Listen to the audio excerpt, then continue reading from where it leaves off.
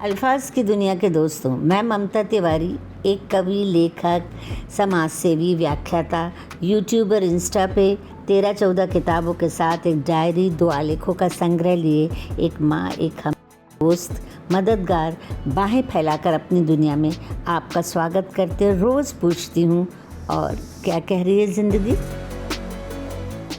नमस्कार दोस्तों, और क्या कह रही है ज़िंदगी।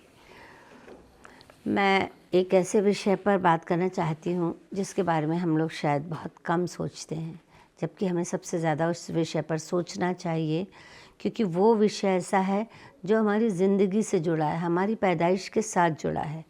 मैंने इसकी हेडिंग दी है, वो कुछ भूलता नहीं। ऐसा कौन है? ऐसा कौन है जो कुछ भी नहीं भूलता? ऐसा क्या है जो भूलने लायक नहीं? बहुधा हम इंसानों की ज़िंदगी में वैसे तो बहुत कुछ अच्छा बुरा होता रहता है, पर इंसान की फितरत है कि वो बुरे को सोच सोच के ही परेशान होता है। इसमें उसकी फितरत ये है कुछ परेशान होने की, और ये फितरत सबसे ज़्यादा आपने नोटिस की किस में पाई जाती है? बचपन में। हम हमेशा सोचते हैं कि बचपन तो खिलंदड़ा है, सब बिखर जाएगा, पर बोया है जो बीज हमने, तो वो पौधा किधर जाएगा। कोई माँ बाप अपने बच्चों को गलत बातें नहीं सिखाते, परवरिश में कोई बुरी बात नहीं सिखाते, हर माँ बाप अच्छी बात ही सिखाते हैं, पर अनजाने में माँ बाप, समाज, स्कूल कुछ बातें बचपन को ऐसी बता देते हैं जो बड़े होकर नासूर बन के उनके जीवन में चुभती रहती हैं। पर आप कहेंगे बचपन की ऐसी बातें क्या बड़े तक सब भूल नहीं जाते? नहीं, ऐसा नहीं होता, हरगिज़ नहीं होता। बचपन की बातें स्टैम्प की तरह छपी रहती हैं। कुछ लोग भूलते हैं, लेकिन मुझे तो ऐसा नहीं लगता, क्योंकि जब भी, जहाँ तक मैं अपने भाई बहनों की या हम सब की बात करूं, घर के लोगों की, तो हम आज भी जब इस उम्र में इकट्ठे होते हैं तो हम सब मिलकर अपने बचपन के को भी शामिल कर लेते हैं और बच्चों को भी शामिल कर लेते हैं। फिर हम उन्हें बातें बताते हैं। हमारी बातों में ऐसी कोई बात नहीं है जो हमें अपने बच्चों से छुपानी पड़े, और हम लोग खूब ठा के ला के हंसते हैं, और हमारे बच्चे अचरज से हमें देखते हैं कि इनका कितना सुखद जीवन था, ये लोग खुल के अपने बचपन के बारे में बात कर रहे हैं। एक दिन मेरे बेटे ने ये मुझसे सवाल भी पूछा था कि हम अपने बचपन के बारे में खुल के बात नहीं कर पाते। मैंने कहा तुम क्यों नहीं कर पाते? मैं हूँ तुम्हारे साथ। तो कई बातें हमारी और उसके बीच में हुई, तब हमें पता चला कि बचपन कितना सोचता है, बचपन कितना सोखता है अपने अंदर, और हमें पता ही नहीं चलता, क्योंकि हमारा बचपन बहुत अच्छा था, हेल्दी था, तो आज हम सुखी। हम बचपन की कोई हमें ऐसी बहुत बुरी स्मृति नहीं। बुरी स्मृति में ज़्यादा से ज़्यादा ये है कि पेड़ पे चढ़ के आम तोड़ रहे थे तो गिर गए थे, बस इतनी है।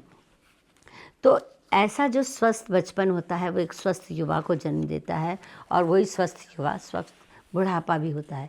आप ये मत सोचिए कि हमें बचपन बुढ़ापे तक याद नहीं रहता, वो कई बार तो बचपन की ग्रंथि साथ में ही जाती है।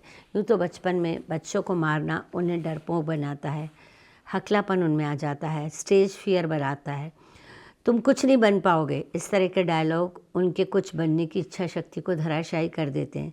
जब मैं बच्चों की एक संस्था में काम कर रही थी, तो मैं वहाँ बाहर से भी बच्चे आते थे, तब एक माँ ने कहा था कि मैं अपने बेटे को आपसे मिलवाऊँ, मुझे वो कुछ बताता नहीं। मैं आश्चर्य में पड़ गई, उनका खुद का बेटा उनको कुछ बताता नहीं। मैंने तो यही देखा है कि बस्ता फेंक के बच्चे मुझे घेर लेते हैं और सब बातें बताते हैं। जो मैं कहीं बिजी रही तो उनका, हमारे घर में कह रखा था कि फिर वो बड़े भाई से सब बातें कर लें, जिससे उनका दिल हल्का रहे। फिर हम बाद में बात कर लेते थे, पर कुछ शब्द ऐसे थे जो हमारे ज़माने में हमने सुने भी नहीं थे। मसलन, वाह दादी आज आप बड़ी सेक्सी लग रही हो। फिर हमारे बच्चों ने इस शब्द को सुंदरता की श्रेणी में रखा, हमने भी चलने दिया, पर युवा होते ही इस शब्द को जब उन्होंने आसानी से लोगों के जीवन में उतरते देखा, तो उन्हें समझना जरा थोड़ा मुश्किल रहा। अब हम माँ बाप ही बचते हैं कि स्कूल या समाज तो उनको समझा नहीं सकते, सो बचता है क्या? घर या माँ बाप। अब हम उसे इतनी मजबूती प्रदान करें, हाँ सही शिक्षा दें। अभी भी अगर आप ये कहेंगे कि AI के ज़माने में कि बच्चे भगवान देता है, तो वो आपको पूरी डिलीवरी की प्रोसेस दिखा देगा। अब तो हिंदी मूवी में भी सब दिखा रहे हैं। इससे पहले कि समाज या दोस्त उसे गलत शिक्षा दें, उसे आप ढंग से उसकी उम्र की सीमा के हिसाब से समझा दें। आप स्वयं मनोवैज्ञानिक से पूछें, बाल मनोवैज्ञानिक से पूछें कि उन्हें किस तरह से समझाएं। कई माँ बाप को समझ में नहीं आता कि ये ऐसी बातें हैं, इनको बच्चों के सामने ऐसा कैसे करें। टीवी बंद कर दिया जाता है, स्विच ऑफ कर दिया जाता है, तो क्या बच्चों की क्यूरियोसिटी ख़त्म हो गई? वो इसे छुप के देखने की कोशिश नहीं करेंगे? मेरी सहेली परेशान थी, उनका बेटा अक्सर पड़ोस वाली बच्ची के साथ गंदा खेल खेलता था। ये तो वो भी जानते थे कि ये गंदी बात है, वो छुप कर खेलते थे। सहेली ने जब उसे पकड़ा तो उसने जवाब दिया, जब वो 7 साल का था, मम्मी पापा के बीच में सोता था, वो लोग सोचते थे कि मैं सो गया हूँ, मैं एक आँख खोलकर उन्हें देखता था। जब मम्मी पापा ये खेल खेल सकते हैं तो मैं क्यों नहीं खेल सकता। सावधानी हटी, दुर्घटना घटी। उम्र के हिसाब से आप उसे कमरे में, दूसरे कमरे में सुलाइए, दादी बाबा के साथ सुलाइए या उसके भाई के साथ सुलाइए। और हाँ, बचपन को कभी भी मूर्ख मत समझिए, उनकी आपकी हर हरकत पर नज़र है। कभी कभी मेरा छोटा बेटा हंस के कहता है, जब आपको भैया से बात करनी होती थी आप मुझे बाहर खेलने भेज देती थी, पर मैं सब जानता था कि आप क्या कहना चाहती हैं। सबसे दुखद और सत्य घटना बताऊं तो आपको बहुत बुरा लगेगा। मेरी सहेली की बेटी शादी नहीं करना चाहती थी, वो पुरुषों से नफ़रत करती थी, पर मुझसे बहुत क्लोज़ है। मैंने उससे पूछा तो उसने कहा अच्छा मैं आपको ईमेल करूँगी। बचपन में जब वो सब बहनें इकट्ठी होती थी, यानी उनकी मौसियाँ वगैरह सब लोग, और उसकी बहन का बेटा जो खुद भी बहुत बड़ा नहीं था, वो लोग सब खेलते रहते थे और ये लोग अपना कहीं बाज़ार जा रही हैं, कहानी कविताएँ सुना रही हैं, और किसी को ना बताने के लिए वो जो है लड़का जो है उसको धमकाता था और उसके साथ गंदी हरकतें करता था। रोते रोते मेरी सहेली, आज जब उसकी लड़की यंग हो गई और शादी नहीं करना चाहती, तो रोते रोते मेरी सहेली ने कहा कि उसे मुझे तो बताना चाहिए था। उसने अपनी बहन से बात की पर वो मानने को तैयार नहीं है। एक खूबसूरत ज़िंदगी का इतना बुरा हश्र, ज़रा सी लापरवाही से वो लोग अपने में व्यस्त रहे और बच्चों को अकेला छोड़ दिया, और कहीं से भी अध कचरा ज्ञान बच्चे उठा लाते हैं। मेरे बेटे के दोस्त को किसी पर विश्वास नहीं होता। उसके पिता ने उसकी माँ को धोखा दिया, अब वो अलग रहते हैं, पर वो माँ को लेकर इतना पॉजिटिव हो गया है, दुनिया के सारे मर्दों को गलत समझता है। कई बार रिश्तेदार समझाते हैं कि बेटा माँ अकेली रह जाएगी, चलो अपन उनकी दूसरी शादी करवा दें, वो भी पापा जैसा निकला तो यहाँ तक कि खुद भी शादी से बचता रहा।